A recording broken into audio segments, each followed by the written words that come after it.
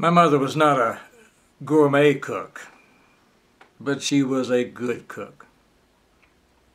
And we always had fresh vegetables in season. My dad taught school. We didn't have much money, but he had a fantastic garden.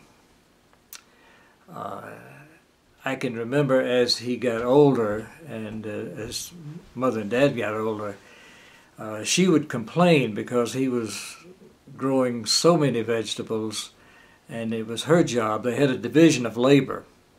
Dad did everything outside. He prepared the ground and planted and harvested, and then he brought everything and set it on the back porch, and Mother took it from there.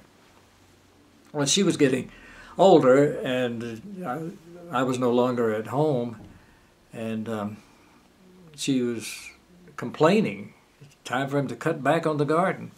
And it seemed like every time she complained, Dad would add another row to the garden. So I grew up with good food, and I can remember a lot of the meals I had at her table. But the meal that probably stands out in my mind is the best one that I ever had was when I got home from Korea. Dad was working at the minnow hatchery, the fish bait for Sug Woodall. And we had, our Mother and Dad had moved in with the Woodalls for a while because of some circumstances. And so Mrs. Woodall and my mother shared the kitchen, and they were the best of friends. And Dad continued to work at the minnow hatchery. In the summertime, when I was still home, I would sit on the bank with my daddy off one of the fish ponds, and frogs, bullfrogs who had gotten into the pond, of course, to get the minnows, would surface. And all you would see were those two eyes sticking up. And we'd sit there with 22 rifles and hollow point, and we would shoot the frogs. And the pond was so shallow that we could just wade out and pick them up. And we had some huge bullfrogs. So frog legs were a delicacy for me. Korea came along. I volunteered to go to the land of the morning calm and spent about 10 months there.